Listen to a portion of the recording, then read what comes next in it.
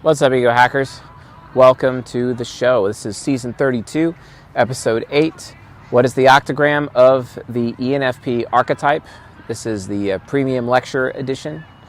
And nice to have the opportunity to be doing more premium lectures with you folks. Welcome to beautiful Lake Coeur d'Alene. Decided to continue my path of being an edgelord and just continue to talk about psychology in random locations. Also had an opportunity to meet Mr. Kiefer earlier today, who was on our newest episode of typing random people that I meet. And hopefully I continue to get some more of those on the show in the very near future. It's kind of nice to tell people like, hey, yeah, I'm a psychic. Let's do a reading. And then I'm like, hey, by the way, I'm not actually a psychic. I'm actually a psychologist. It's good fun. Really, really good fun. So yeah. But yeah, welcome to the show, folks. Thank you for being paying members. And ENFPs, Octagram. Octagram has been pretty fascinating recently. Been making some discoveries. I, for one, am very happy to have the opportunity to share these discoveries with you folks. A lot of these discoveries will be available in the Ego Hacking Your Fear Masterclass. If you haven't gotten Ego Hacking Your Fear yet, what are you doing with your life? So I would get that sooner than later. Cognitive circuits, folks, you need to utilize cognitive circuits to maximize your personal growth. And also, this is the first time we're actually going to be talking about ego hacking yourself, which is not something that we've really talked about. We've talked about ego hacking other people, but not really ego hacking yourself. All the more reason that Ego Hacking Your Fear is, of course, is a direct descendant or sequel to Season 19 content. So yeah, ENFPs. What is the octagram? The octagram is literally our version of an Enneagram, as we keep saying. And it's because Enneagram combines nature with nurture. And combining Enneagram with something that already has a nature component like the MBTI is an absolute waste of time. Enneagram needs to be treated like its own separate system. But representing people in 9 buckets, that's not appropriate. It's the same way as, like, for example, what Robert Greene has done with the seductive styles, assuming that there's just 9 seductive styles. When the reality of the situation, that's not entirely accurate. The Enneagram, to me, represents a system that is just incomplete. And incomplete, but while it's also incomplete, it's also like goes way too overboard. It would have been better for it to be a system of 12, and it absolutely would have been the best if it was a system of 16. But, most people, we don't exactly talk about that, right? But, these are the limitations of these systems. It's kind of like what Chris Taylor talks about. Chris Taylor is always going on and on about how, the trickster function is present within the universe. And because of that, it leaves a lot of blind spots, especially with the systems that people create. Enneagram's no different. The seductive styles are no different. Because the universe is basically a base force system that has expressions of 8s and 16s and 4s throughout everything, and ultimately 2s. But the universe is still based on, the same binary characters. 0, 0, 1, 0, 0, 1, 1, 1. Those 4 binary characters, 2 digits with each other, for a total of 4 characters. But then they make up 8 different total characters. So you can kind of see how there's a pattern there. Well, it's no different with the universe. It's no different with the 4 sides of the mind. It's no different from, for our psychology, from a psychological perspective. ENFPs. What is the octagram? Octagram is the interpretation of how nurture impacts our nature. There are 4 paths to nurtural development, whereas an Enneagram may try to combine nurture with a bit of nature. The octagram is a pure nurture separated from nature, but demonstrating how nurture shapes the expression of our nature. The octagram reveals the 4 nuanced expressions for each type. Octagram is also the version of subtypes and details why each subtype or variant expresses themselves differently. Everyone is aware of the 512 different subtypes according to Objective Personality System, as created by Dave Powers. But why is the octagram called Octa? And we started talking about this a little bit in the last video, but we're going to do it in this video as well. And that is because of the 8 temple wheel spokes. You have 2 temple wheels, your ego wheel and your shadow wheel. And your ego wheel has a deadly sin, living virtue, shadow pole, aspiration pole. And your shadow wheel has the same. So 4 spokes each for a total of 8 total spokes, which represent the octagram. ultimately. The octogram has everything to do with these different spokes. What's really awesome about these spokes is that they have to match. Their expression and the way that they express have to match in order to determine which of the 4 octogram variants a person actually is, right? And the 4 variants that we have available: subconscious developed, subconscious focused, subconscious developed, unconscious focused, unconscious developed, subconscious focused, and unconscious developed, unconscious focused, like myself. Although I can feel myself day after day getting closer and closer to UDSF, from which I am very excited.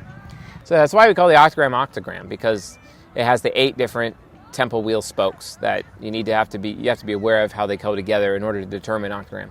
But I'm not going to be going into too much detail on those. We're going to be saving that for the Ego Hacking Your Fear Masterclass and going in deep on those spokes, as well as God functions. Because God functions also impact octogram directly, as we lightly discussed in the ENTP video that we recently shot. So, what actually forms, what actions in life actually form a person's octogram? And that's ultimately their environment plus soft locking, right?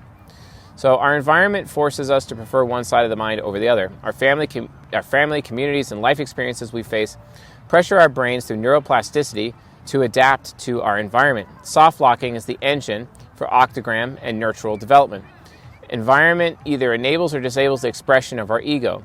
If you cannot express your ego, the ego fully in your environment, the pressure will lead you to other sides of your mind. However, your psyche is always still trying to achieve its cognitive origin, even from a different side of the mind. And also because of that, it'll try to keep putting you back into your ego over time. Big deal. A very big deal. Soft locking is the result of your life circumstances pushing you along the path to enlightenment and cognitive integration. Soft locking is insanely important. Now, I'm going to give a little bit of a primer of soft locking right now, but soft locking, basically, how it works is that anytime that you're in contact with another human being in your life, you are either soft locking them or they are soft locking you. It's because your two psyches are brushing up against each other, and they each have different edges, basically. Very edgy, right? And it's all based on cognitive synchronicity or cognitive asynchronicity, or basically how synchronous your cognitive functions are, specifically with their 4 sides of the mind. And a lot of people don't actually understand that concept from a psychological perspective, to the point where it's like ridiculous, entirely ridiculous. This is so amazing to me how ignorant people are of soft locking. I too was very ignorant of soft locking, and that's why I have to give credit to where it is due. Chris Taylor came up with the concept of soft locking, and honestly, it's one of his most brilliant discoveries while being on the CSJ team and noticing this in the environment and with people in his life and also in his own life. It is absolutely incredible. But basically the concept is that from a cognitive synchronicity perspective, which is content in Season 5 on the YouTube channel and on the podcast, is that optimistic functions feed off of other optimistic functions in other people. Pessimistic functions feed off of other pessimistic functions in other people, basically. And they always are trying to find their counterpart. The thing is that if a function can't find its counterpart in the ego, it will go and travel to other sides of a person's mind and actually force them to cognitive transition into that other side of the mind. What this does is it creates etchings in their brain, basically opening new neural pathways to be able to get to those cognitive functions where they exist in the human brain, basically, for them to be able to perform their role for the other person from which you are interacting. This is known as soft locking. For example, let's look at extroverted sensing. Extroverted sensing is where the moment it's aware of other people's experience, and it's constantly trying to find introverted sensing. So extroverted sensing hero is trying to find introverted sensing optimistic. So when, for example, is using her extroverted sensing hero, she is effectively soft locking me into my ISFJ subconscious, right? And I'm soft locked into my subconscious because my subconscious produces SI hero. It produces SI optimistic for her SE hero, which is also optimistic. However, her TI parent, is looking for my extroverted thinking pessimistic, which happens to be in my shadow. So extroverted thinking pessimistic, which is using her TI parent, I have to use my extroverted thinking critic which is pessimistic, in order to understand her TI parent, basically. And that forces me to cognitive transition into my shadow side of the mind, basically, from that perspective. And that's kind of how our relationship works. We are consistently soft-locking each other into each other's subconscious from a perception perspective, and soft-locking each other into our shadows from a judging perspective, which is great. Which is really, it really is a lot of personal growth between our relationship. Our relationship is responsible for a lot of my own personal growth over the years, and actually has contributed to me being a stronger person overall. And I'm very happy to have that experience. No regrets. I have no regrets whatsoever. Yeah, sure, sometimes there can be some pain. A lot of times there can be some pain. But still, I have no regrets. I'm glad that I'm a stronger version of myself and have done things and taken a lot more risks in my life as a result. For example, quitting my day job, getting into Krav Maga and martial arts, and also my new aspiration to become a volunteer firefighter is actually really as a result of her soft-locking me into my ISFJ subconscious. It's been really good for me. And honestly, being UDUF, I need to continue to be soft-locked into my ISFJ subconscious to that end. Same thing goes for her because she is also UDUF, which is great. So utilizing our relationship as a guide, basically, you can see just how useful soft-locking actually is. And soft-locking because it etches your brains, because it helps you develop your neural pathways as you cognitive transition. Every time you cognitive transition to produce a certain function for another person or to consume another function of another person, as a result of that, psychologically speaking, you find yourself growing mentally because you're being soft-locked into other sides of your mind. So you shouldn't avoid it. Soft-locking can be a very stressful process. And it is especially stressful on children. Very stressful. Because it's stressful on children, this is why cognitive development is decided by childhood and not any other way. However, throughout your life, your cognitive development can actually change. It can change over time. It takes decades, though. It takes huge decades. I know it's possible. I have seen it in a couple of people, probably 3 people in my life I've seen that. It is possible. It is a thing. But the reality of the situation is that a lot of people are just not really aware of all this human interaction that's causing these etchings, that's causing these neural pathways from opening up. This is why it's absolutely critical for children to be exposed to as many different psyches as possible so they can be soft-locked by as many different psyches as possible because they learn and develop the fastest. So, for example, tribal living of our ancestors, everyone in the village is basically your family. And having all those family members had a lot of different psyches. This is why children basically would go through their rites of passage and actually be considered adults by the time they're 15 years old. This is why things like the quinceañera exists, or the bar mitzvah or the bat mitzvah, basically. Literally because, 15 is the age of coming to be. And that was really only possible for a person to be mentally an adult, right? Because of that tribal living. But now we have this bullshit nuclear family that the elite have set up for us through cultural influence directly derived by the Catholic Church, which is bullshit in my opinion. And because we have this nuclear family, children are not exposed to so many psyches because of all these small families and whatnot, because of population control and propaganda and social engineering on a macro scale. That sucks. Sucks to be them. This is why men don't become men until about 27, 28 years old, because they're so developmentally behind. Everyone in Western society now is developmentally behind. And that's a huge problem, being so developmentally behind. I don't recommend that. It's one of the things that I loathe the most as a result of running this community.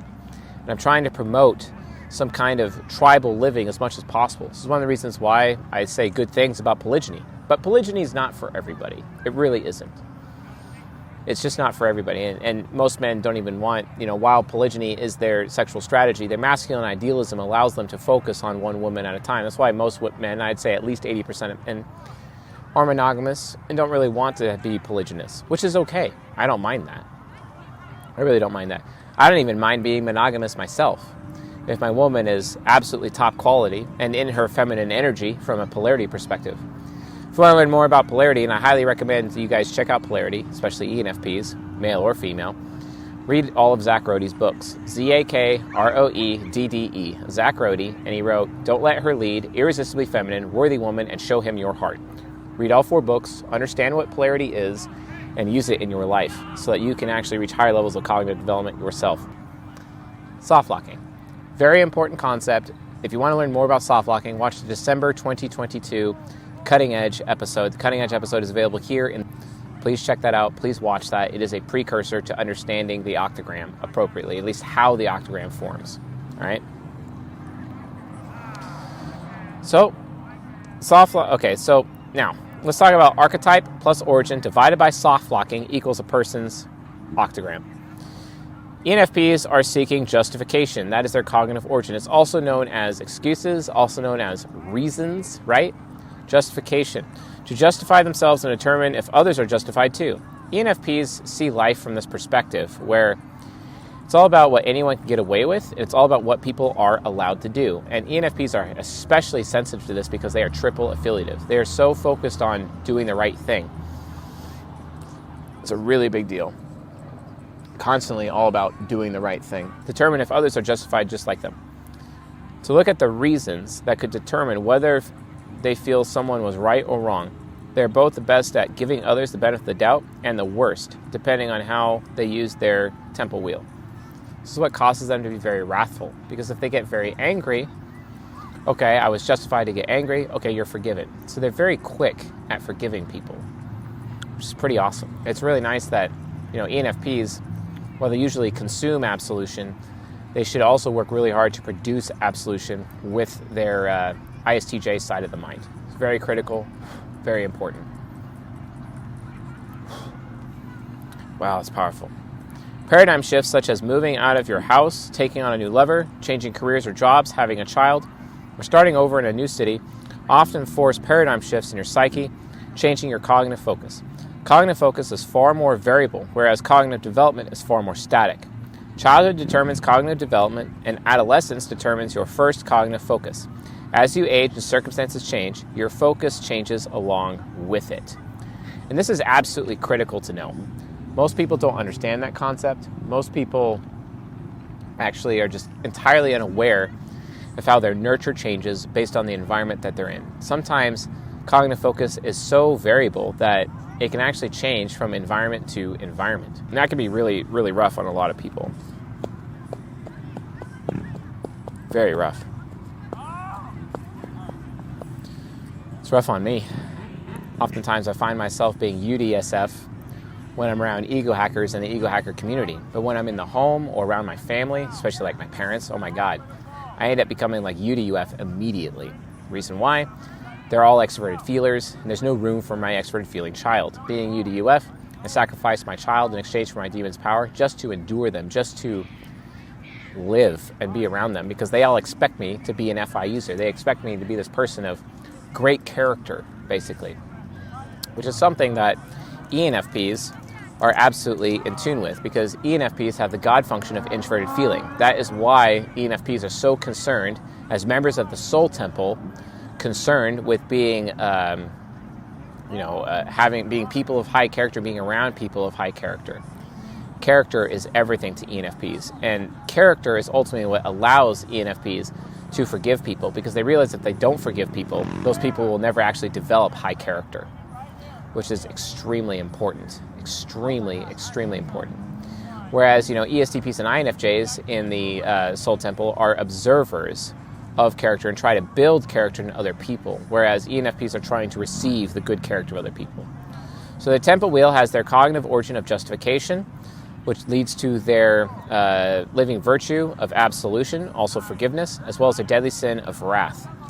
Then they have the shadow pole of discrimination, which is basically them showing favoritism, right? Favoritism. That's where that comes from. Favoritism, showing favoritism to others or showing favoritism to themselves, which also provides their aspiration pole, which is their objective impartiality, as they work very hard to be impartial towards other people.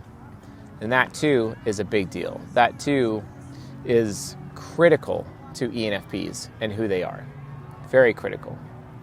But they also have their shadow wheel, which has the cognitive origin of connection, also known as intimacy, also known as bonds.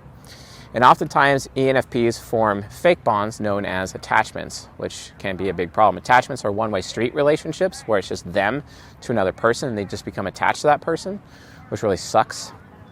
It really, really does suck because it can lead to some super abusive relationships in their life. I mean, I'm an ENTP and I struggle with Stockholm Syndrome, but that's not to say that ENFPs have a similar struggle. Big deal. Very important. Most people don't even understand the differences between these temple wheels, but they have these temple wheels. And so which means they also have the deadly sin of lust, and they also have the living virtue of chastity. Lust being wanting what others have, and chastity doing the best of what you have because of what you have. Temple wheels. So let's talk about the 4 variants of the ENFP. So the first variant is the subconscious developed, subconscious focused ENTP or ENFP, and they're all about impartiality. They're all about absolution, impartiality and absolution. So basically, there's a reason for everyone and everyone. These guys, these ENFPs are the people who provide absolution like crazy, absolving everyone and absolving themselves. It's like they live this insane, carefree life where they literally believe that they are allowed to do anything. SDSF ENFPs are attached to what's known as joy energy. This comes from Strauss and Howe theory. Thank you, Lane, Elliot Woodhead, for coming up with this concept. But the SDSF octagram is related to joy, and these people are very, very joyful. And they're really joyful in providing absolution for others, as well as consuming that absolution provided for themselves as well. And they do this on a regular basis. Oftentimes, people don't even realize just how that is and how that works, right? So it's a really, really big deal. It's insanely important to be able to have these people around, because sometimes you could be down on your luck and all of a sudden out of nowhere they start talking about how, hey, you're absolved, don't worry, you're forgiven, don't worry. And it's nice to have these people because, humanity has a future because of these people, because they'll literally come up with any reason possible as to why a person is forgiven, because that's what their own personal joy enables them to do. And that's awesome. That's incredible. It's incredible that this happens. It's incredible that that's how they act on a regular basis. So SDSF ENFPs are hyper-developed in their ISTJ subconscious, where they learned to lead with their discipline, research, and are more educationally minded than unconscious developed ENFPs. Absolution or wrath are always teaching opportunities. They're enabled in childhood for their ENFP ego to thrive and be nurtured. As life continued, they continued to find places, people, and opportunities that supported their ego. For them, there's always reasons to look at and always reasons for why other people behave or act in a certain way. Others likely showed them compassion and allowed them to get away with certain things, and basically allowed them to get away with certain things, whereas they weren't allowed to get away with things before. These ENFPs are the likeliest to be surrounded by others who give them the benefit of the doubt. And these people, SDSF ENTPs from this octagram variant, are all about the benefit of the doubt. They are the source of the benefit of the doubt for humanity overall. Humanity has a future literally because of these people. To the point, even if everyone was condemned by celestial forces, we'll say, or God Almighty, guess what? Because ENFPs exist, humanity oftentimes is just left off the hook. And it's really nice to have those people around because it's basically a source of unlimited forgiveness no matter what anyone has actually done. It's pretty amazing if you think about it. But it all happens because they were enabled in their childhood, and they're also enabled in their adulthood. In fact, they actually go out of their way to, keep the vibe cool, because if they have people who are down on their joy vibe, they're going to cut those people out. It's like, hey, man, seriously, I'm here giving you reasons. I'm here showing you how absolved you are, how you're actually forgiven. But then you're operating around with some unforgiveness there, and it's like, okay, get the hell out of my life. What the hell? Here I am providing you a great service. But why should you even stick around? You know what I'm saying? Why should I stick around for that? That's their perspective, So others likely showed them compassion and allowed them to get away with certain things. These ENFPs are the likeliest to be surrounded by others who give them benefit of the doubt, and as a result of that, they become great sources of being a benefit of the doubt for other people. These ENFPs are also insanely charitable with their absolution to others. They give absolution because they were given absolution. It's literally cognitive projection, right? They can be naive with their absolution, lacking the discerning aspect of discrimination, while impartiality allows them to deliver absolution on a more mass scale, and it still struggles to distinguish between persons not being able to properly value or weigh things. Developing into maturity requires them to realize that favoritism is not always a threat to their integrity, but can actually increase it. And that's the thing that SDSF ENFPs need to learn. Sometimes it's actually necessary to play favorites with people in your life. If you're not playing favorites, what about the people closest to you, right? Shouldn't you be playing favorites with the people closest to you? The people that you have relationships with, for example? Why aren't you doing that, right? Why aren't you going out of your way to be there for the people in your life in that perspective, right? Sometimes you have to play favorites. And that's one of the struggles SDSF ENFPs have, is that they're not willing to play favorites when it matters the most. This can actually lead to people not wanting them sometimes, at least the people closest to them, because the people closest to them need to get favoritism because of all the contributions those people closest to them give them. And that's super important. So that's why when they're in relationships with NFJs especially, or STPs especially, Templar types, Templars feed off of special treatment. And if that SDSF ENFP is not willing to give them that special treatment, that can end up actually being a serious problem, like a big problem. So watch out for that. But again, it's all about their joy. So let's talk about the decay types, which is the SDUF ENFP, which is impartiality plus wrath. I must extract as much justification as I can. So these are the people who are really enabled in their childhood, but because they actually kind of resent that a little bit, because they've been so enabled in their childhood that they realize that as soon as they hit adulthood, they're not actually able to, they're afraid that they're being so sheltered that enablement actually is inhibiting their own personal growth, right? And they feel like they lack wisdom. They lack wisdom entirely. So they're trying to gain additional maturity because they see that their childhood was a base for them being immature. And potentially opportunities have actually been taken away from them as a result. Now the SDSF ENFP, their God function that they're attached to, that they're influenced by, is expert intuition, which is to be desired. They give forgiveness, they give absolution to other people because it increases their desire, right? But the SDUF ENFP is concerned the most with character because they're influenced by the God function of introverted feeling, which is also one's own self-worth. It is their own character. And they want to become people of high character. That's what that actually means. That's what it's all about. Being a person of character, right? And the thing is that from their perspective, they're not really people of good character because of how enabled they were in childhood, but they really want to be a person of character, so they focus more on their unconscious to be able to be a person of higher character within their life. As a result of that, they just end up becoming better people. And this is attached to Strauss and Howe theory's decay energy.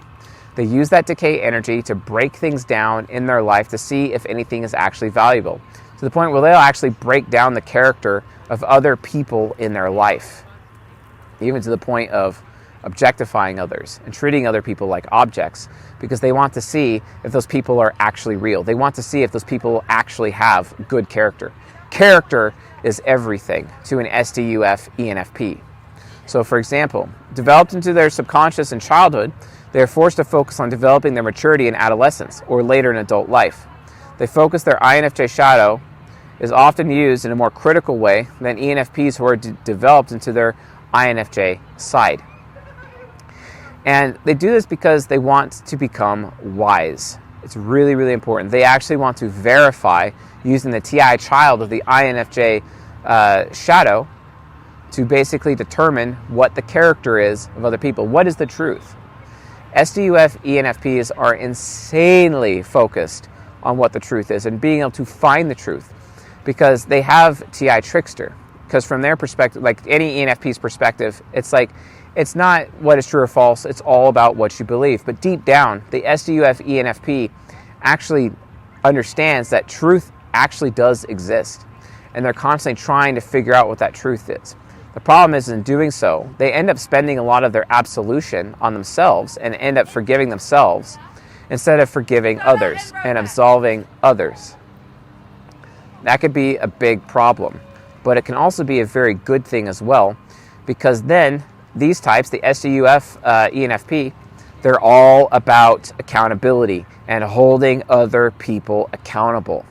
And at the same time, they're also trying to recreate their childhood and the good things in their childhood as well, because they just feel like something about them has been lost in the process. But they're not going to do that without sacrificing their own personal character or the character of those in their lives. They want to be surrounded by people who have really, really high character, so that can rub off on them, so that they can be better people themselves. All the while committed to actually going out of their way to ascertain what is actually true, what is actually false. Because from their perspective, one cannot have good character unless they know what is true or what is false. That's why they're constantly querying other people, doing surveys, asking other people, hey, what do you think about this? You know what I'm saying? Like, that's literally where it comes from. That's an SDUF ENFP for you right there. And then there are the UDSF ENFPs. These people are all about hope. This is the Strauss and Howe energy of hope.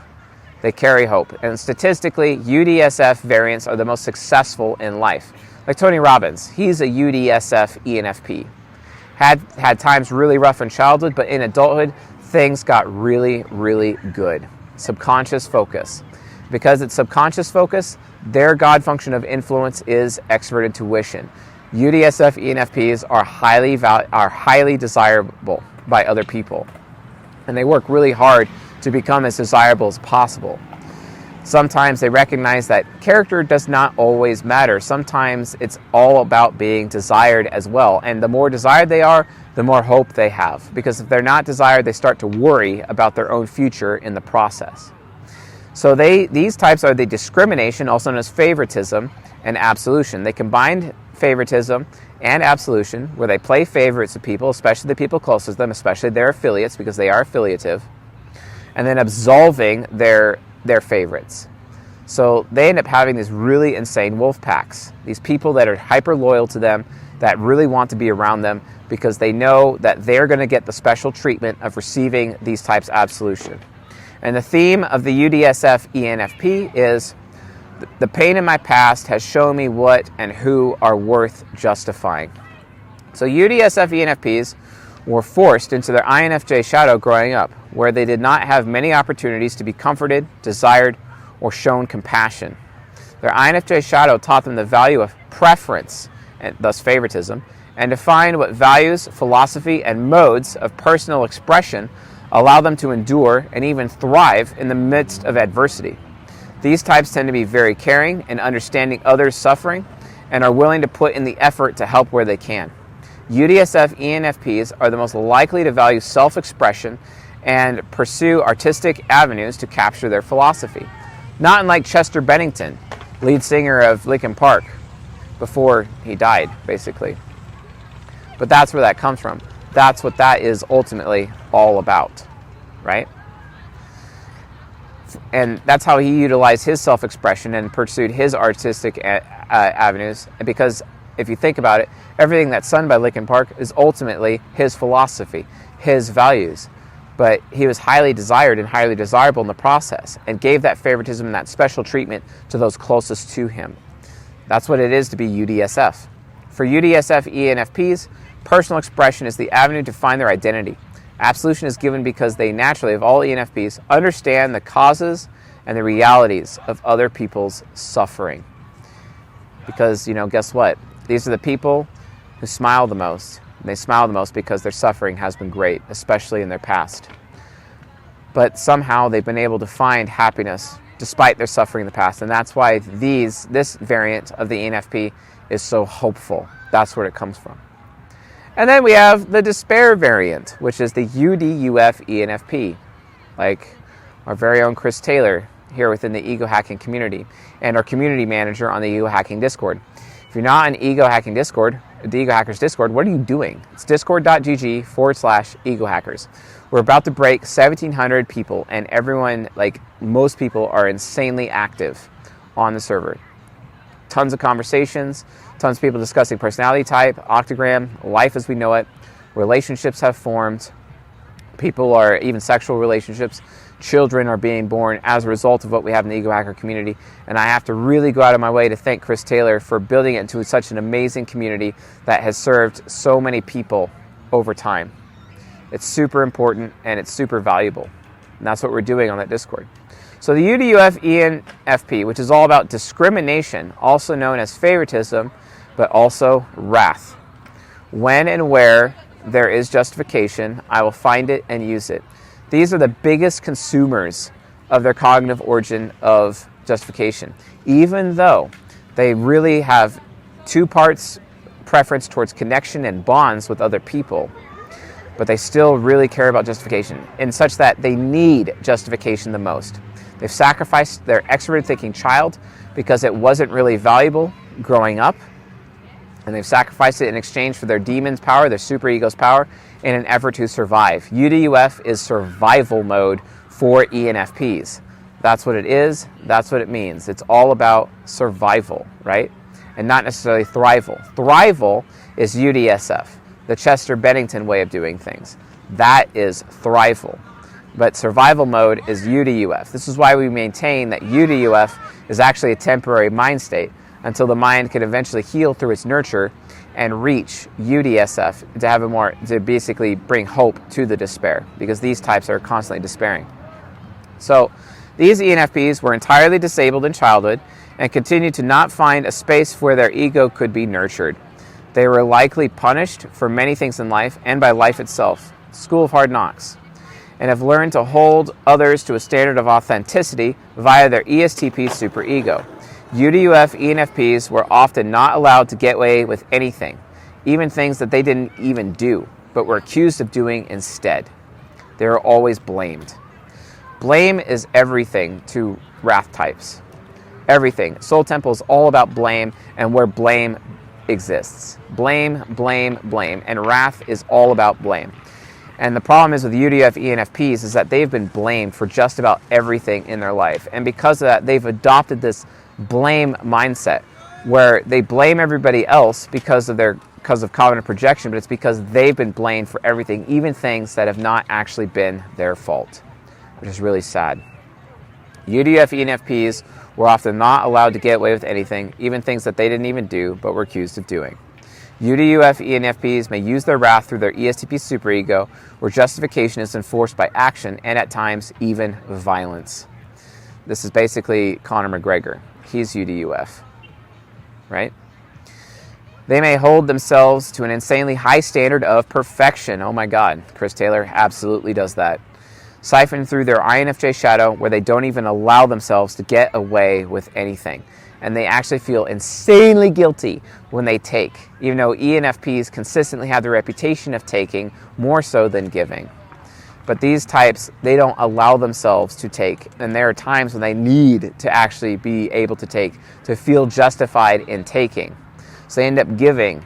So these are the types that just sit around, I've made this whole table for everyone to eat upon, but I can't even eat at my own table. And I identify with that because as a UDUF ENTP myself, I have that same problem on a consistent basis.